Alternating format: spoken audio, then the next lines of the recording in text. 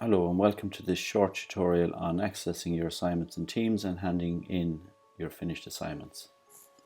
Firstly, you'll search for your Teams app.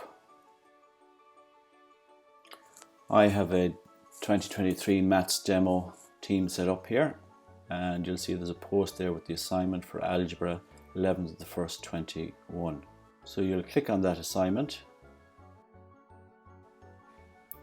You'll read over the instructions given and you will click on the OneNote resource attached.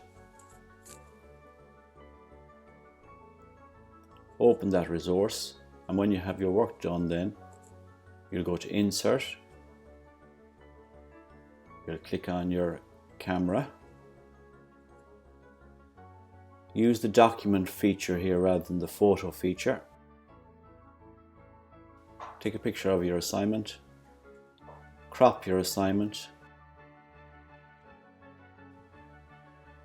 And if you're happy with what you've submitted, click on Done. That'll attach that into your OneNote page. You go back into Teams and then click on Hand in the top right hand corner.